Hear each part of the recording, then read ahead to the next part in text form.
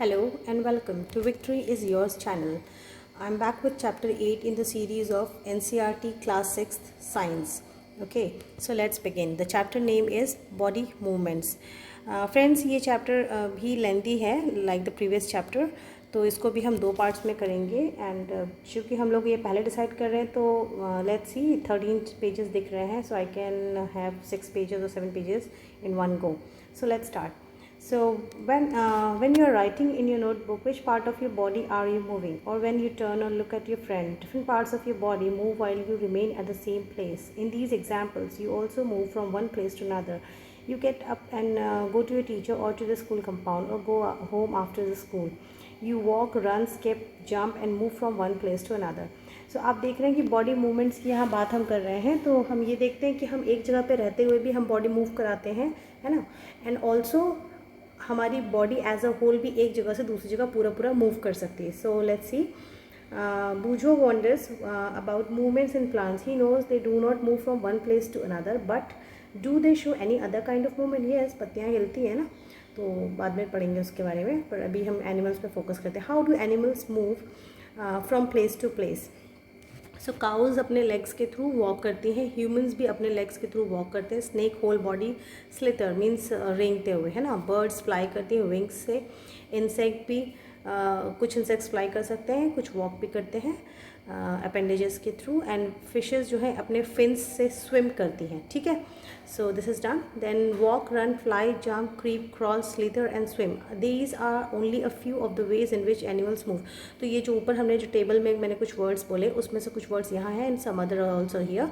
तो इन ये सारे मूवमेंट्स के नाम हैं, अलग अलग टाइप के.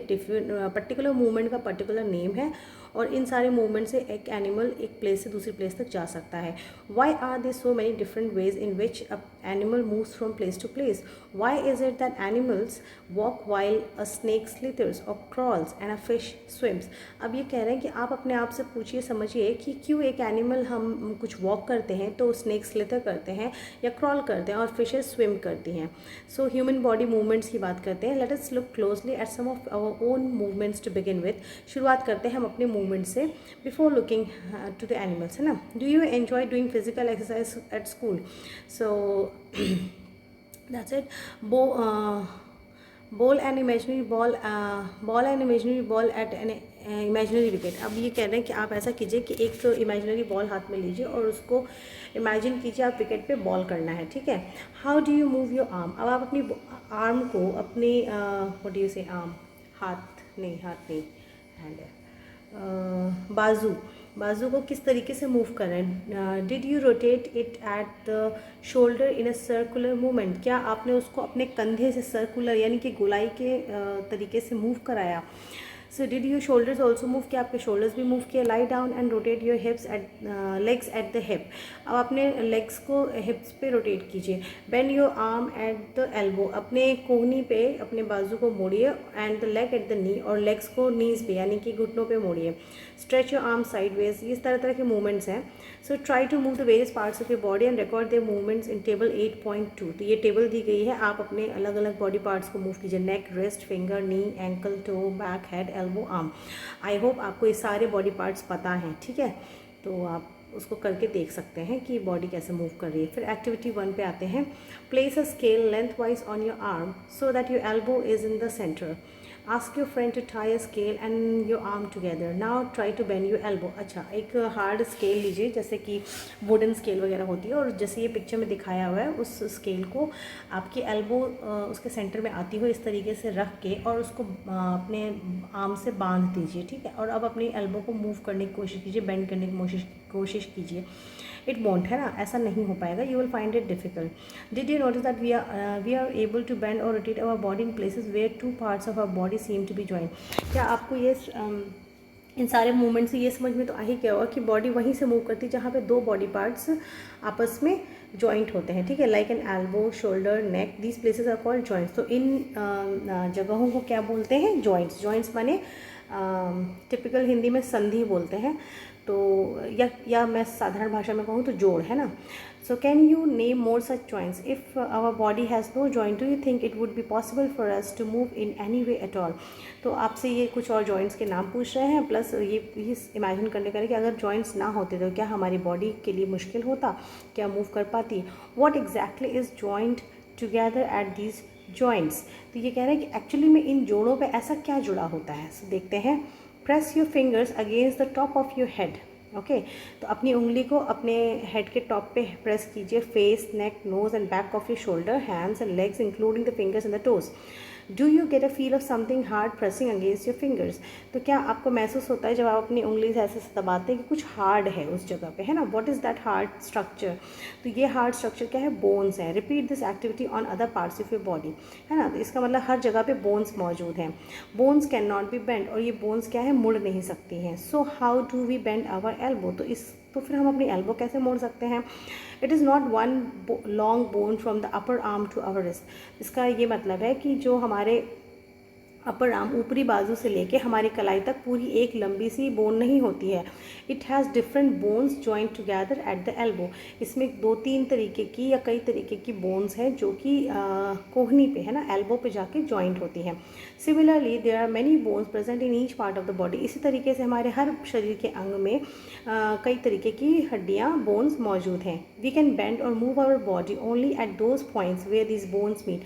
हम अपनी बॉडी को मूव कर सकते हैं या मोड़ सकते हैं उन्हीं जगहों से जहाँ पे ये बोन्स मौजूद हैं और मीट करती हैं। एक बोन दूसरी बोन से जहाँ पे जुड़ती है, जिस संधि पे आती है, वहीं से हमारी बॉडी मूव करती है। There are different types of joints in our body to help us carry out different movements and activities. Let us learn about some of them. तो अब हमारी बॉडी में इस बेसिस पे कई तरीके के जॉइंट्स हैं जिनके बारे में अब हम पढ़ेंगे। Ball and socket joint. अब ये बता रहे हैं कि पहला जो है बॉल एंड सॉकेट है, एक बॉल है और एक उसका सॉकेट है। So roll a strip of paper into a cylinder. तो आप एक पेपर से एक सिलेंडर का स्ट्रक्चर बनाइए। Make a small hole in an old rubber and plastic ball. और एक प्लास्टिक बॉल में एक पुराना एक छोटा छेद कीजिए। Push the paper cylinder into it as shown. तो ये पिक्चर दी हुई है यहाँ पे।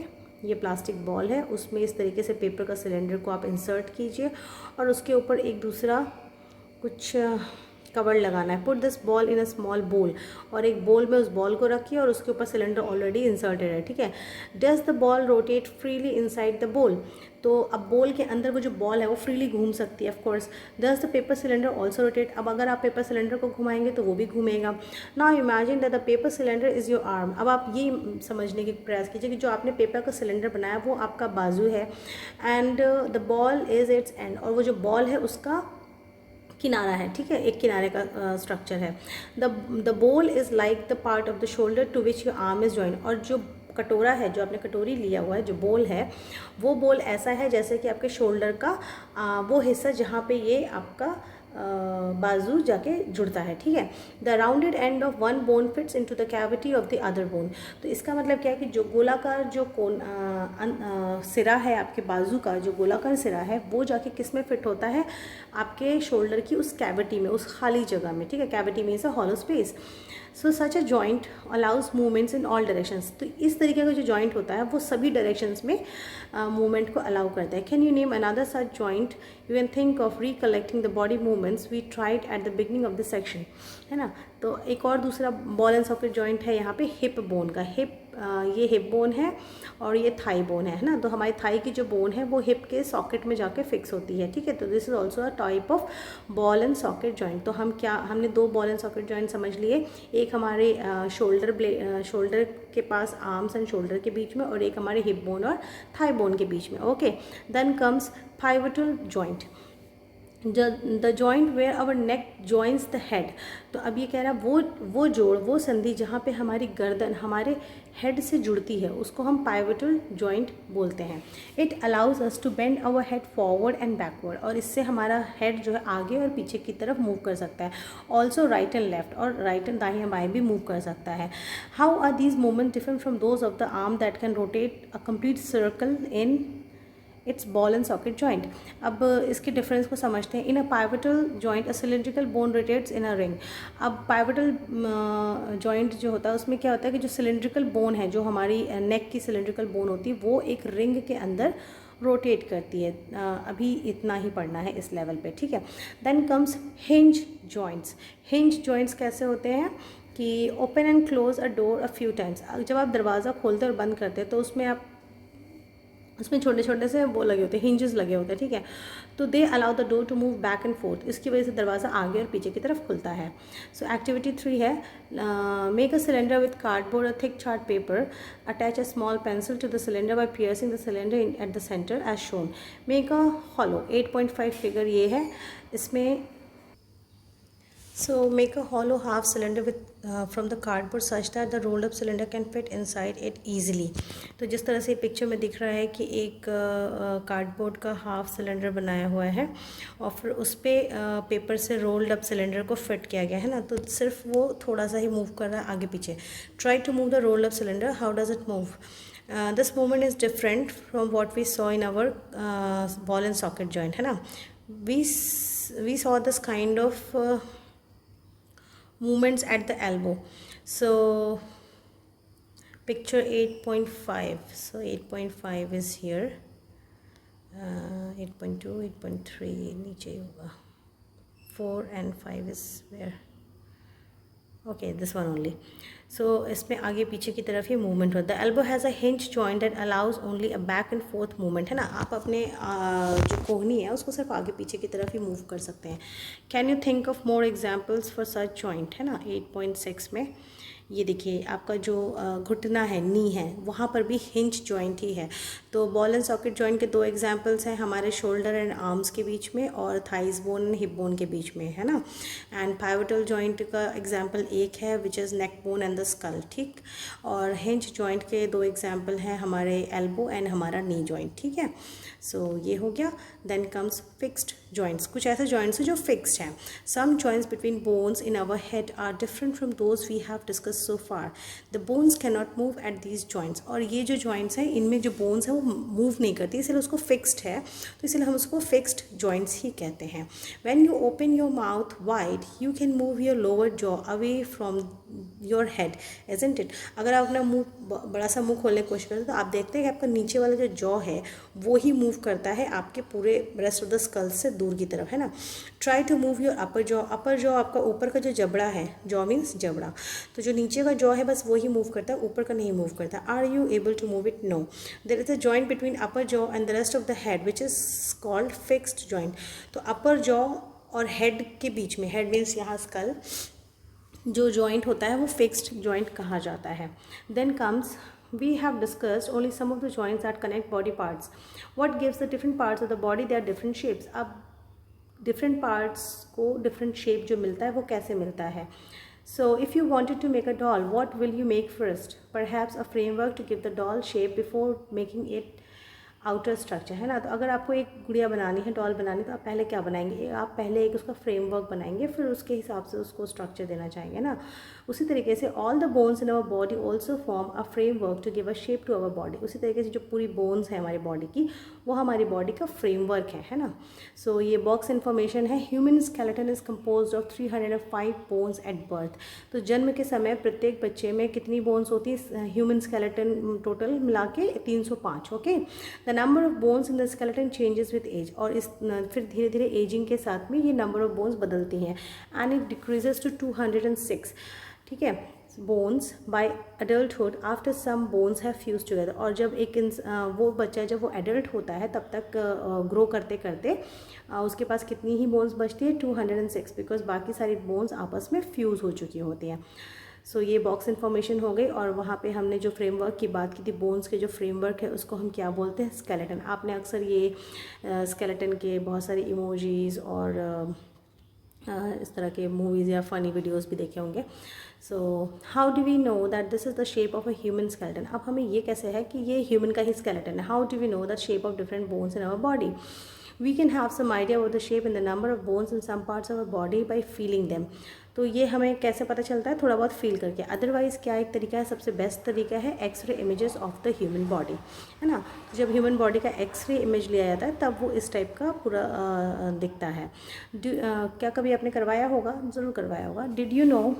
Did you or anyone in your family ever have an X-ray of any part of your body taken? Sometimes when we are hurt or have an accident, doctors use X-ray images to find out about any possible injuries that might have happened to the bones. ठीक है, तो X-ray इसलिए कहता है कि bones की injuries को देखा जा सके। तो X-ray shows the shapes of the bone in our bodies. तो X-ray से हमें अपने bones का shape पता चल जाता है। Feel the bones in your forearm, upper arm, lower leg, upper leg. Try to find out the number of bones in each part.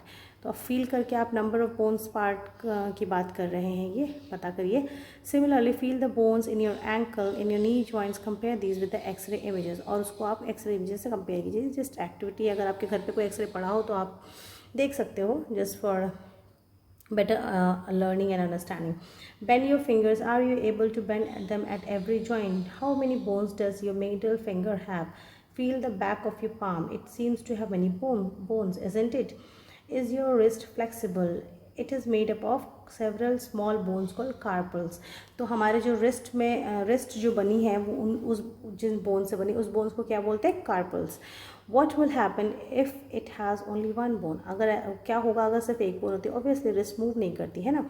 Take a deep breath and hold it for a little while. Feel your chest bones and the backbone by gently pressing the middle of the chest and back at the same time. Count as many ribs, bones of the chest.